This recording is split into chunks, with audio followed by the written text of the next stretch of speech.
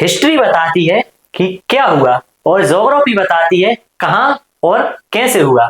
मेरा नाम राम कुमार सोनी है। आज मैं आपको ये टॉपिक पढ़ाऊंगा जिसका नाम है भूगोल किस प्रकार ऐतिहासिक घटनाओं को प्रभावित करता है। ऐतिहासिक घटनाओं मतलब होता है कि पुरानी घटनाएं। तो पुरानी घटनाएं किस प्रकार अपने भूगोल से जुड़ी हैं और किस प्रकार यह उनको प्रभावित करता है। सबसे पहला है दूरी। दूरी ने विश्व इतिहास को बदलने में एक प्रभावशाली कारक का काम किया है। पहले यदि देखा जाए तो एक देश से दूसरे देश जाने में यदि नावों द्वारा जाया जाए तो जैसे कि यूरोप से अमेरिका जाने में या भारत से अफ्रीका जाने में 1 वर्ष का समय लगता था, वहीं अब ये वर्ष घटकर सिर्फ घंटों में ही अपन एक स्थान से दूसरे स्थान पर जा सकते हैं। जैसे हवाई यात्रा के माध्यम से अपन 1 या 2 घंटे में ही 1 या 2 घंटों में ही एक महाद्वीप से दूसरे महाद्वीप को जा सकते हैं। तो भूगोल ने दूरी को बहुत कम किया है। इसी प्रकार क्षेत्रीय विस्तार। क्षेत्रीय विस्तार ने युद्ध के दौरान विशेषकर पिछली शताब्दियों में अनेक देशों को सुरक्षा प्रदान की है। क्षेत्रीय विस्तार से मतलब होता है कि किसी देश ने अपना विस्तार बढ़ा लिया, तो जब वह अपना विस्तार बढ़ाएगा तो वह अपना सैनिक भी बढ़ाएगा, वह अपना नेवी भी बढ़ाएगा, वह अपनी आर्मी भी बढ़ाएगा, जिससे अनेक देशों को सुरक्षा प्रदान की है। वहीं आ गया विस्तृत समुद्र। विशाल समुद्र ने नया विश्व प्रदान कर उसकी भूमि को युद्ध से बचाया है। पहले के समय में संसाधनों की इतनी खोज नहीं हुई थी। अभी वर्तमान काल में समुद्रों के नीचे निक्षेपों के रूप में बहुत सारे संसाधनों की खोज हुई है, जिसके कारण प्रत्येक देश इन संसाधनों को लेना चाहते हैं, जिससे वह आपसी समझौता करते हैं और उनके बीच में युद्ध का टालना या युद्ध होने से रोका जा सकता है उनको। भूगोल सामाजिक व प्राकृतिक विज्ञानों से संबंधित क्यों बनता है। भूगोल प्राकृतिक एवं सामाजिक विज्ञानों के साथ घनिष्ठता से जुड़ा हुआ है। इसका अपना एक विधि तंत्र एवं उपागम है जो इसे अन्य विज्ञानों से अलग करता है। अभी हमने पिछले अध्यायों में देखा कि भूगोल किस प्रकार सामाजिक विज्ञान से जुड़ा है। इसमें सामाजिक विज्ञान में प्रथा, समाज, धर्म, भाषा आदि आती हैं। इसी प्रकार भूगोल का दूसरे विषयों के साथ परासरणी संबंध होता है, जबकि दूसरे विषयों का अपना निजी विषय क्षेत्र होता है। भूगोल का सभी विषयों में संबंध माना जाता है। यदि भूगोल को ऐतिहासिक दृष्टि से पढ़ा जाए तो उसे ऐतिहासिक भूला जाएगा। यदि भूगोल को राजनीतिक दृष्टि से पढ़ा जाए तो इसको राजनीतिक भूगोल बोला जाएगा। यदि भूगोल को कृषि दृष्टि से पढ़ा जाए तो इसे कृषि भूगोल बोला जाएगा। सभी विषयों का एक अलग अलग विषय होता है, लेकिन भूगोल का कोई एक विषय नहीं, सभी विषयों को समेटे हुए है भूगोल। भूगोल व्यष्टिपरक सूचनाओं के बहाव को अवरुद्ध नहीं करता, जैसे कि शरीर की कोशिका झिल्ली रक्त बहाव को अवरुद्ध नहीं करती। इसका मतलब यह है कि भूगोल में सभी विषय समाये हुए हैं। यह किसी विषय पर न दबाव डालता है और न दबाव के साथ साथ अपन ये भी कह सकते हैं कि भूगोल का सभी विषयों के साथ अंतर संबंध है। भूगोलवेत्ता सहयोगी विषयों से प्राप्त सूचना एवं आंकड़ों का इस्तेमाल करते हुए क्षेत्रीय संदर्भ में उसका संश्लेषण विश्लेषण करते हैं। जैसे कि किसी भी भूगोलवेत्ता ने जनसंख्या के डाटा एकत्रित किए तो उन जनसंख्याओं के डाटाओं को एक समग्र श्रेणी में देख सकता है कि किस जगह जनघनत्व ज्यादा है, किस स्थान पर जनसंख्या वृद्धि अधिक हुई है। यह सब भूगोल के प्रभाव को ही दिखाते हैं। मानचित्र जो भूगोलवेत्ता का एक महत्वपूर्ण उपकरण है, क्षेत्रीय प्रतिरूप को दृश्य रूप में दर्शाता है। अपन मानचित्र के माध्यम से मानचित्र यानी मैप के माध्यम से समस्त विश्व को एक छोटे से प्रारूप में, प्रतिरूप में देख सकते हैं और अपन जान सकते हैं कि वहां किस प्रकार का एटमॉस्फेयर है, जैसे कि मृदा प्रोफाइल है, और एटमॉस्फेयर में कहाँ पर आर्द्रता है, कहाँ पर आर्द्रता नहीं है, किस जगह अत्यधिक गर्मी है, किस जगह अत्यधिक ठंड है। इस प्रकार अपन सभी दृश्य रूपों को देख सकते हैं। भूगोल का अन्य सामाजिक शास्त्रों से संबंध।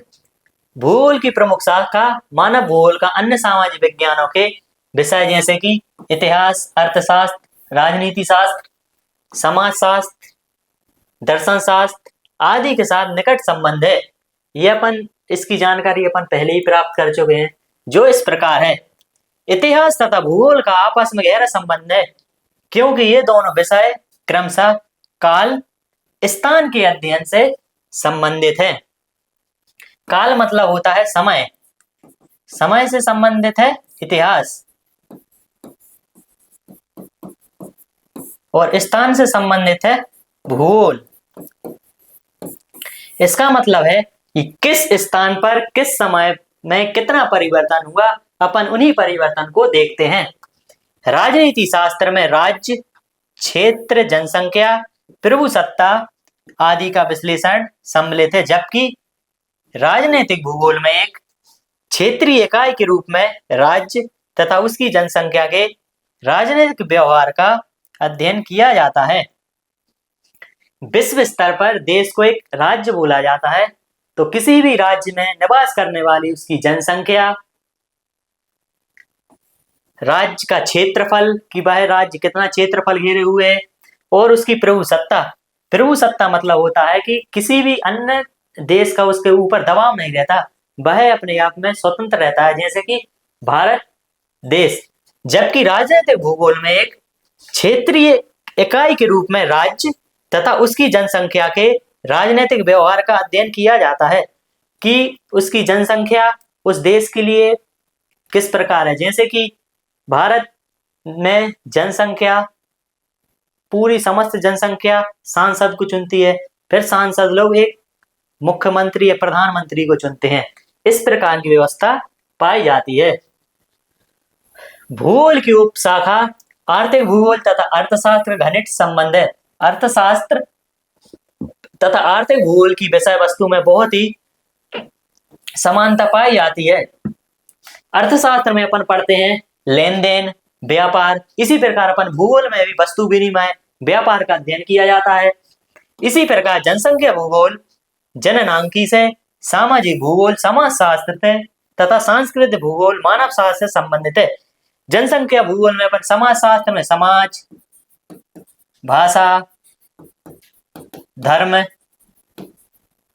आदि को देखा जाता है। इसी प्रकार सांस्कृतिक भूगोल भी जनसंख्या भूगोल से संबंधित है। भूगोल का अन्य विषयों से संबंध, जैसे कि अर्थशास्त्र से आर्थिक भूगोल, इसमें व्यापार के बारे में अपन को पता चलता है। इतिहास, ऐतिहासिक संबंध कि उस जगह पहले क्या था और अब क्या है, यह हो गया इतिहास संबंधी। राजनीति शास्त्र में अपन ने पिछले अभी पढ़ा था जनसंख्या, राज्य का क्षेत्र, प्रभुसत्ता आदि के बारे में देखा जाता है। जल विज्ञान, इसमें समुद्र विज्ञान के बारे में देखा जाता है कि समुद्र की आकृति कैसी है, उसमें कितने उच्चावच पाए जाते हैं इत्यादि। जलवायु विज्ञान, इसमें मौसम विज्ञान देखा जाता है, जिसमें मानसून कब आता है, कब वर्षा होगी, कब सूखा होगा, कब अकाल पड़ेगा, कब सर्दी आएगी, कब गर्मी आएगी, इसको देखा जाता है। इसी प्रकार पादप और प्राणी भूगोल, वनस्पति एवं प्राणी विज्ञान, इसमें विभिन्न प्रकार की वनस्पतियों एवं प्राणियों का अध्ययन किया जाता है। जनसंख्या भूगोल में जननांकी जैसे कि जन्म दर, मृत्यु दर, जनसंख्या वृद्धि, जनसंख्या घनत्व, इसका अध्ययन किया जाता है। किस क्षेत्र में कितनी जनसंख्या वृद्धि हुई, एक साल में कितनी जनसंख्या वृद्धि हुई, कितने उस देश को छोड़कर लोग चले गए, कितने अप्रवासी आ गए, कितने उत्प्रवासी चले गए, इसका अध्ययन किया जाता है। पर्यावरण विज्ञान, पर्यावरण भूगोल, इसमें समस्त भूगोल का एक होल के रूप में, एक छोटे स्वरूप में अध्ययन किया जाता है, और इसका अध्ययन प्रादेशिक